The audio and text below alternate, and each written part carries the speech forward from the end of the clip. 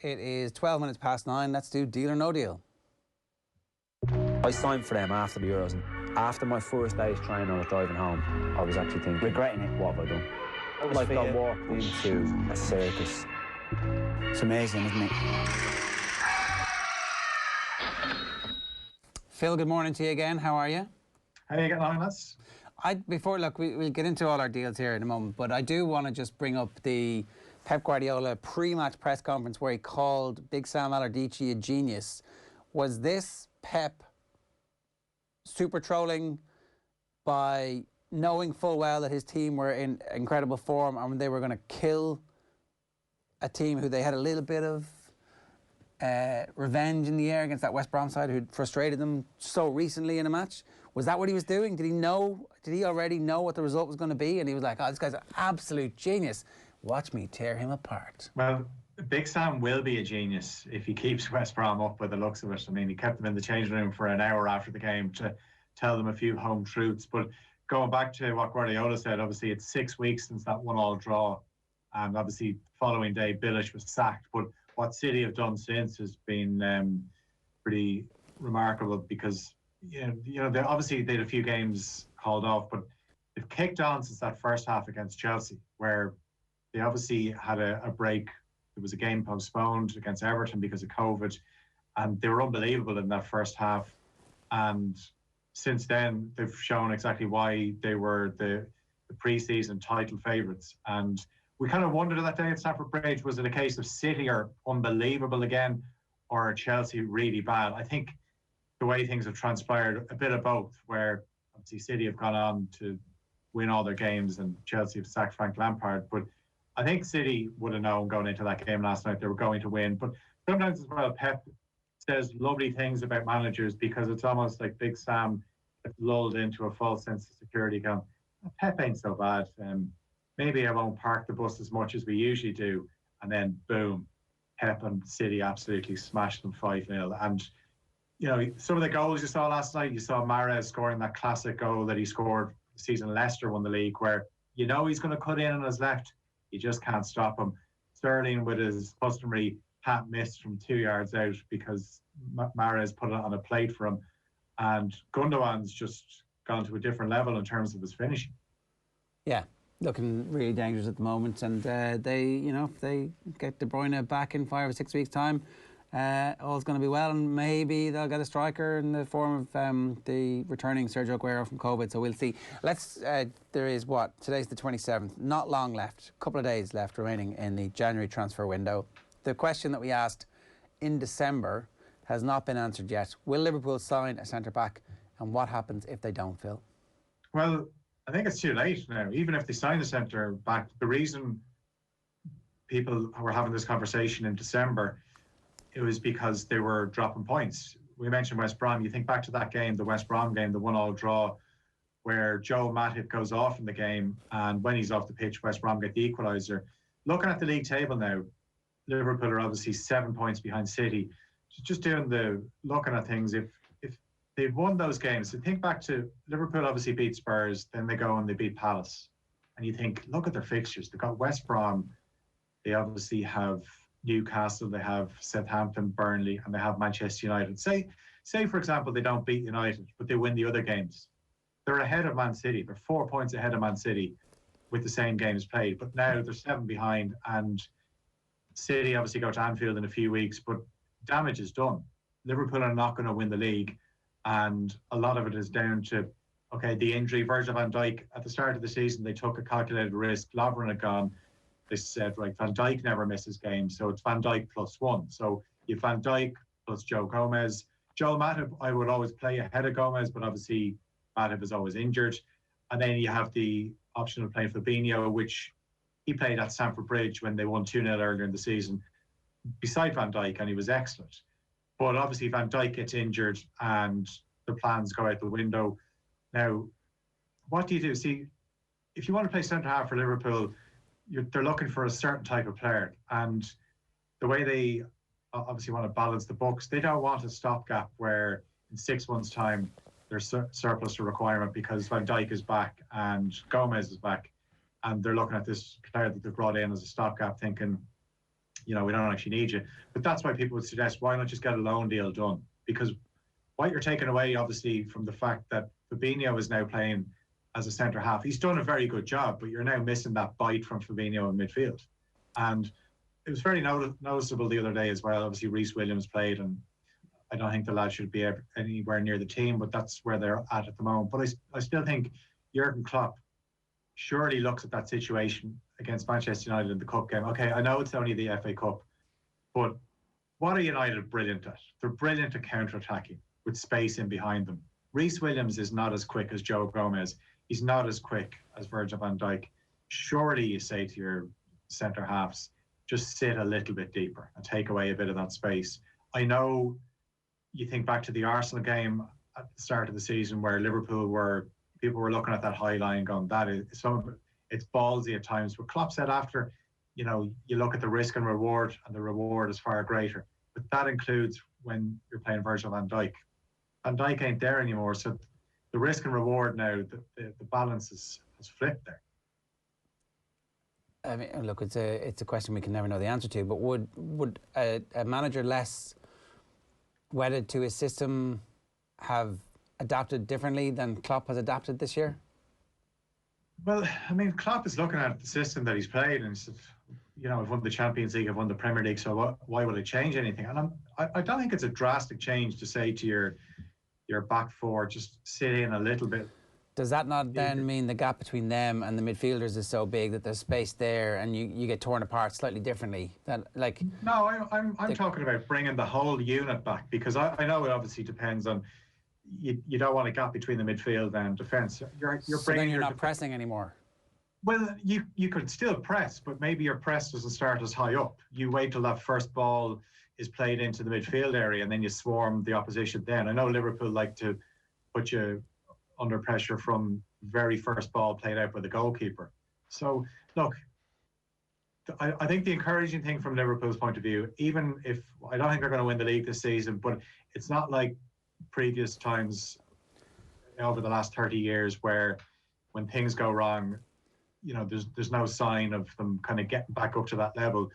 The bottom line is that at the start of next season, they'll have Van Dijk back and maybe they'll be a bit re-energised. Look what happened to City last season. They were way off Liverpool and they've regrouped. I just think if Liverpool had won those games and got ahead of City, they would have put them under a lot more pressure. But now City obviously looked around and they thought, nobody's really running away from this. City and United were both very slow out of the blocks. They started their season a week later than everyone. They didn't get the pre-season going as quick as the other teams as well.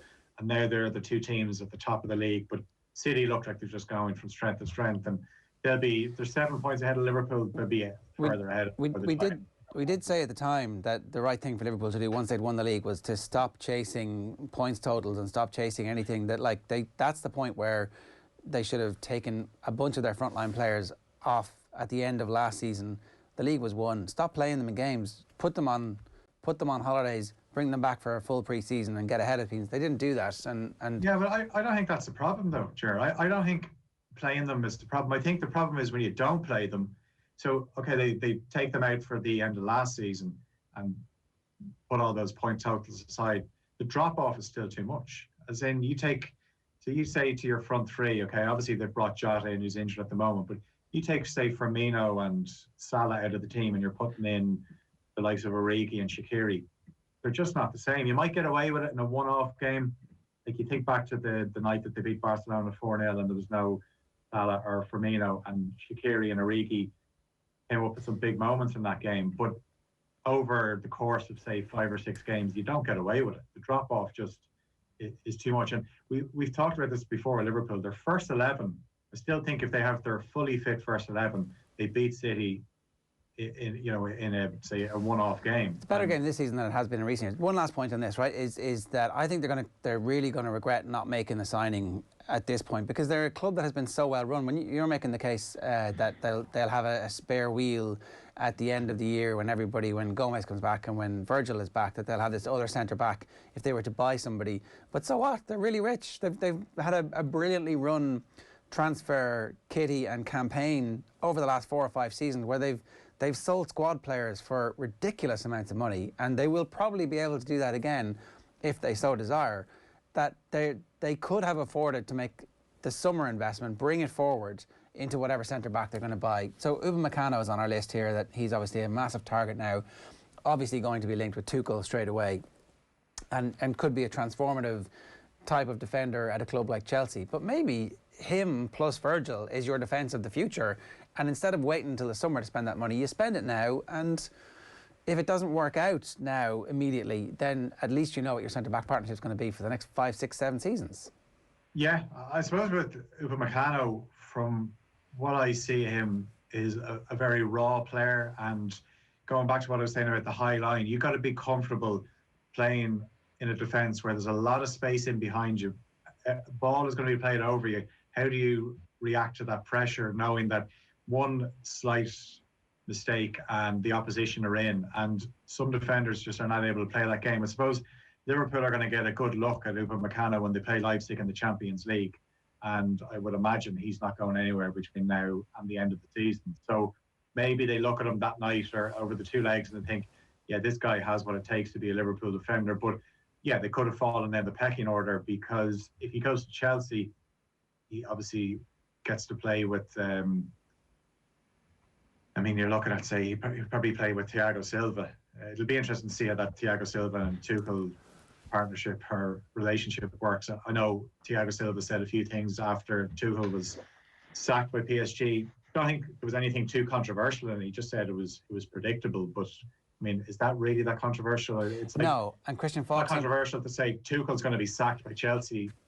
No. In the future, we know that's going to happen. Christian Falk was making the point on the show a little bit earlier on, though, that actually Tuchel was lobbying for a new deal for Thiago Silva, and that it didn't happen, and that was one of the reasons why, that was one of the fights that he had with Leonardo. So what should Tuchel's number one priority be as manager now, coming in and saying, whenever he has those angry conversations with whoever decides the transfer policy at Chelsea, what's he looking for?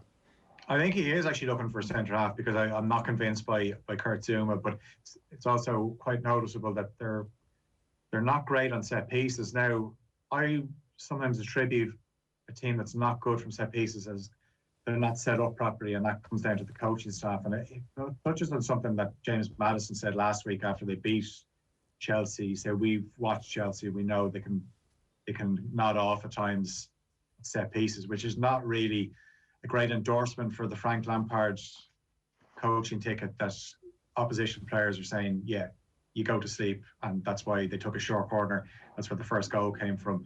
And obviously they've tried to sort out the goalkeeper, and Mendy started well, but in the last few weeks, but like every Chelsea player at the moment, none of them really are playing that well. Obviously Kepa was thrown in for the Luton game and did what he's been doing for the last couple of years, let in a pretty bad goal. But I think centre-half is definitely a position. Thiago Silva is 36, so he's not going to be around for much longer. OK, let's fly through some of these. With experience at Chelsea and Derby County now on his CV, which is actually pretty short, Frank Lampard's sacking raises many questions. Will he have a new club by the start of next season? What level should he manage at next? And is there anybody who should be snapping him up? This was my first thought when he got the Chelsea job, was when it goes wrong, because it goes back to, look, we know how things end with Chelsea. It's what you can do before it ends. And unfortunately for Frank Lampard, he hasn't done enough for other Premier League chairmen or owners to say, yeah, we'll give this lad a go. So does he go back to the Championship? How does he find that going back to the Championship after getting his dream job? And obviously he's not there anymore. Does he have to build himself back up? He had a season there with Derby, and people say, oh, he got to the playoffs. Derby got to the playoffs the season before, and Lampard came in and, pretty much did the same. They got to the playoff final. One of the big pluses for them that season was Mason Mount, who he got on loan at Chelsea, from Chelsea. Obviously then, quite fitting that he gave Mount the captain's armband for his last game in charge. We know that Frank Lampard is a fan, so it'll be interesting to see how Mason Mount gets on under Thomas Tuchel. But yeah, I'm sure, look, Mick McCarthy's taking charge of Cardiff tonight. He's got another Championship job within a few weeks of being sacked by Applewell. So there will be clubs that will take a chance on Frank Lampard, but there's only so many chances you can get. Well, Are there? He's English, so like there's going to be loads of chances, right? Well, he's got a lot of people batting for him in the media. Anyway, we've seen that from the last few days. Wouldn't we all love to see Lampard versus Gerrard in the next Old Firm? Yeah, I mean, in fairness, it's been a while since we've had a discussion on who's better, Lampard or Gerrard. So at the moment, even if Lampard went to Celtic, Gerrard and Rangers are ahead of them, because the wheels have come off so badly for Celtic in the season that mattered most, and they've been an absolute shambles. But yeah, now is not the time to be going in as a Celtic manager. They look like they're sticking with Neil Lennon for the time being. I'm baffled by that. I can't believe he's still there, given, as I said, what was at stake for Celtic this season. But maybe that's something that would happen next season. But yeah, like, in fairness, you look at what Brendan Rodgers did. He went to Celtic and kind of got his confidence back, and look how things have gone for him since. Maybe Lampard needs something away from England, but because you're Frank Lampard, the spotlight's always going to be on you. Okay, so the next one on our list here is Declan Rice. West Ham very happy about the fact that there's been regime change at Chelsea, because they believe this will signal the end of the club's interest. That's according to the Telegraph. He's under contract with West Ham until 2024. Do you expect him to be a West Ham player next season now? At the moment, I think so, yeah. I think things are going well for West Ham. He's effectively become the captain because Mark Noble's not getting into the team anymore. And I kind of feel with Rice, it could be a similar situation to Jack Grealish, where they're going to get priced out of it, other clubs, because they're going to put such a huge price tag on these players. And it's funny that these are two lads that could have played for the Republic of Ireland, that if they were playing for Ireland, their price tags would probably be half of what they are now. So they could actually get the move to the dream club that they want. So yeah, the agents done them up like a kipper here. The short-term greed. Yeah. Oh, what a pity. L'Équipe claim Spurs have expressed their interest in signing Di Maria when he becomes a free agent this summer. 32. Would bringing him back from PSG to the Premier League be a smart move by Mourinho? It'd be a typical Mourinho move, where he just keeps adding to his squad. Not necessarily a player that's going to get into his team every week, but you look at the team that he fielded against Wycombe the other night. Di Maria gets into that team. Whether he can get into the Premier League starting 11, but certainly a player that would suit the way Mourinho likes to play, that play on the counter-attack. That's where he was so good for Mourinho at Real Madrid, where we've seen how good he's been at PSG since he went from Manchester United. So yeah, like with Mourinho, we know how it's going to end, and whoever comes in as the next Spurs manager is going to have some really good players. What do you think that's going to happen soon? With Mourinho? Yeah. He's obviously, this season is this is his season. I don't think it'll go as well for him next season, and then that's probably it then with Mourinho for Spurs. Okay. The paper also reports PSG will offer Julian Draxler, 27, in exchange for Matteo Guendouzi. Who'd win in that deal, Owen? Should Arsenal make that happen? Oof, that's a good one. Guendouzi's been involved in another inside the club bust up recently, hasn't he? Which doesn't necessarily paint things too well. Like, I think if Arsenal can be doing as much as they possibly can to get rid of Guendouzi, I think that's all the positivity that they need. I think that, like, you can make a case that he is a player who might start for Arsenal if he fulfills his potential over the next little while, but clearly the manager has made a decision on his future at the club, and he was in the same bracket as Mesut Ozil, where he doesn't really want him. So he's the boss, he's the gaffer. What he says goes, and what he says goes with Matteo Guendouzi is, I don't want you at my football club. So any win there where he's not an Arsenal player, I think is probably any situation where he's not an Arsenal player is probably a win. Interesting to see Draxler in the Premier League as well. 34-year-old Edin Dzeko has fallen out with Roma and could be on his way back to the Premier League. Gazzetta dello Sport report that West Ham and Everton are keen to sign him. Should one of those clubs add him to their squad? Could he go to Manchester City? Where could he go? I think West Ham would be a good move for him, because West Ham obviously are a little bit light up front. Obviously, Allaire is gone. Allaire was never an out-and-out striker. He was never your lone striker, and never was that more evident the night they went to Anfield, because Mikel Antonio was injured, and Allaire stood there up front on his own, long balls played up to him, and Nat Phillips was made look like Franco Baresi. He just won everything in the air. Whereas Antonio obviously gives them a different dimension. But unfortunately for Antonio, just a few issues with his hamstrings. You tend to see that with explosive players where they pick up hamstring injuries. But Dzeko would certainly be a decent player to have. Obviously, good target man and a good finisher. And maybe he'd probably get more game time at West Ham than Everton. But Everton is an attractive proposition for a player right now. You get to play for Carlo Ancelotti, and they're going well. And if you're up front, you're probably going to be playing in a two-man attack with Dominic Calvert-Lewin. Yeah, or they rest him and you replace him and you get to score some goals, because that's the focal point of the attack. So, all right, good stuff, Phil. Thanks very much for that. Cheers. That's Cheers, lads. today's Deal or No Deal.